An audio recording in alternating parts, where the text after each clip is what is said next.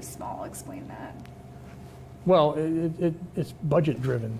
We only have money for X number of police officers and equipment, so we're kind of have to mold ourselves after that. And so, explain to me, at the time that the incident occurred, how big was the staff? Going back to,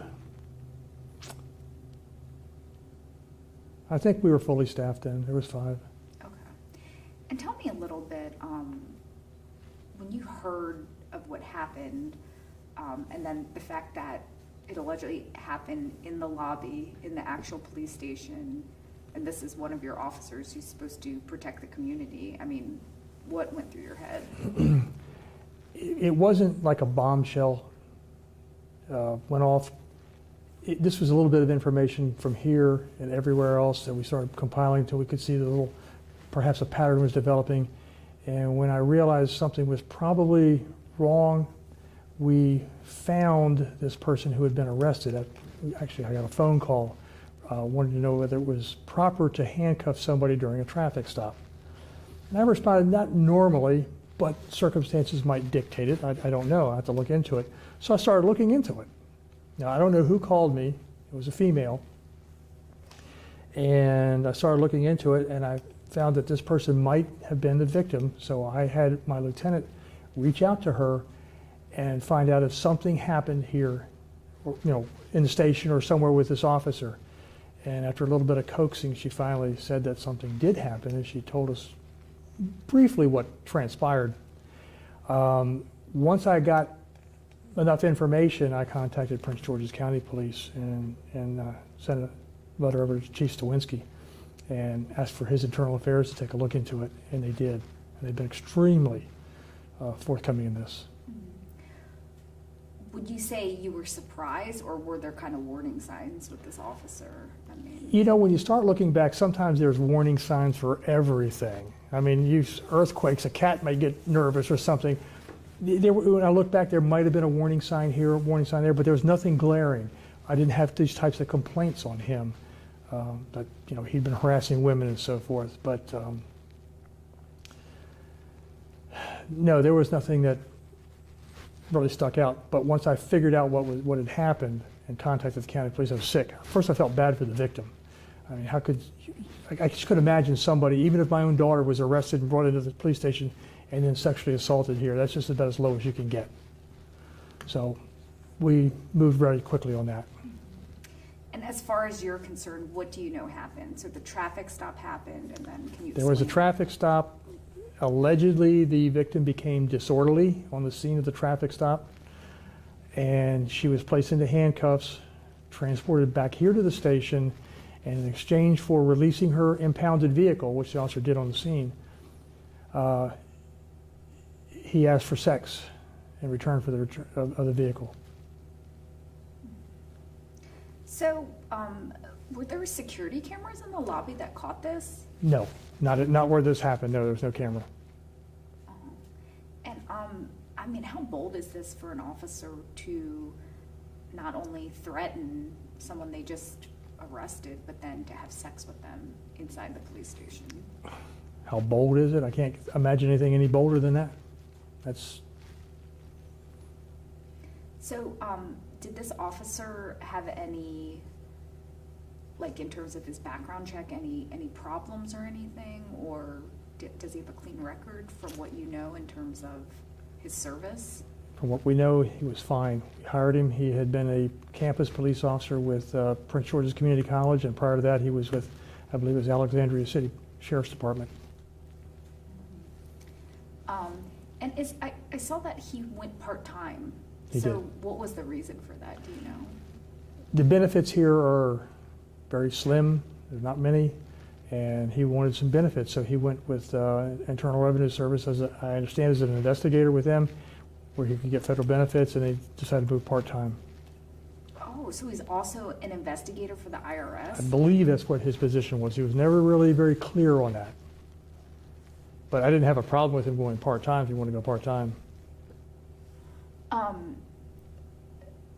So when you, I mean, it's such a small department. how would you describe his personality? Did he seem like an upstanding officer, or did he kind of seem like a little strange to you? Or, I mean, was there any I mean, you get to know these people. I mean, how long was he here for? Almost 2 years, and he was an aggressive officer, but not, pardon me, my mayor. Yes, Mayor. Mayor, you called? Yeah.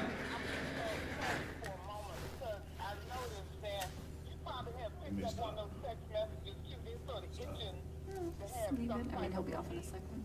Right. And I know that's what it's all about. So I sent him the answer saying that we're waiting on the information from the attorney. And hold on for 1 moment. Yeah. You all have to say, make sure you Yeah. say my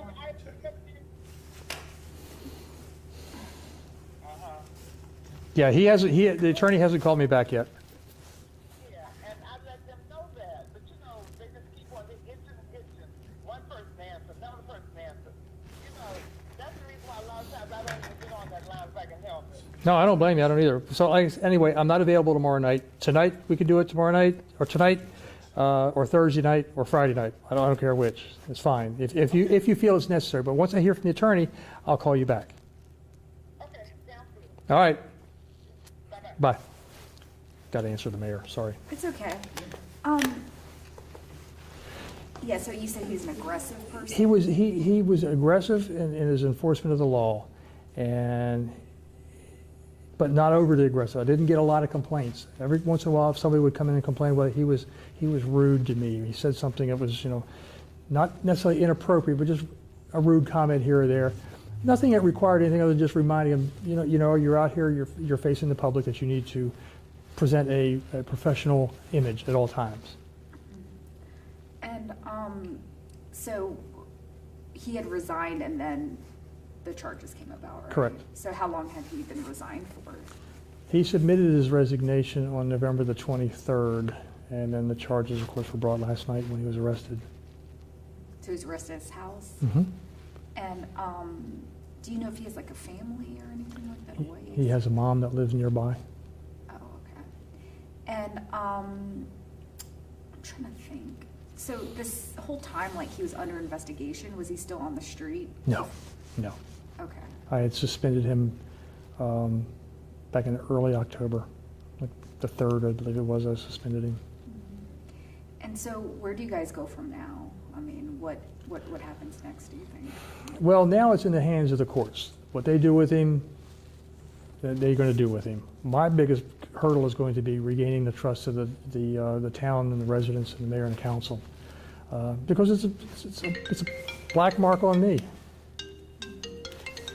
Sorry, my daughter gets picked up by Metro Access. I have a handicapped daughter at home. And so again, just one more time, you said it's just about regaining the trust. It's going to be it's a black mark on all of us, and regaining the confidence and trust of the public is going to be the paramount thing. I mean, and I understand that.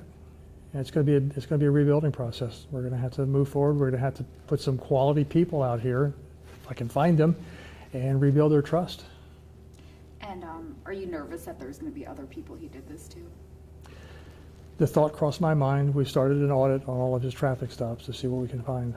I'm hoping we find nothing, but having done this for a long time, I kind of suspect that there might be something else. Okay. Anything important you want to add? Important? Uh-huh. Well, I just hope that the public understands that this is a very tough job, and when you're in a small department such as this, it takes a lot of money and equipment and time and resources to build a quality police department. And sometimes you have to make do with what you have. And unfortunately, nowadays, people are not interested in being police officers for the most part. It's hard our recruiting is hard.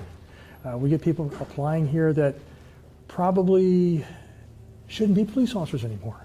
And I don't want to hire those kind of folks. The question we have just got was, why was he alone with her? Why I don't I don't have that information. I'm sorry. Go ahead. He wasn't alone at the traffic stop. Whether he was alone here in the station is another matter that's under investigation right now. So you looking into whether an officer, other people were here when We're looking sex into was it. happening? We're looking into every aspect of it. So there may have been other employees here, including officers. Well, if there was, there would have been one other officer. There was another officer on the scene of the traffic stop. Now, whether that officer was here in the station is currently being investigated. And what's the current status of that officer? Desk duty. Desk duty. Mhm. Do you mind showing us where it happened, the room? I think the mayor would have my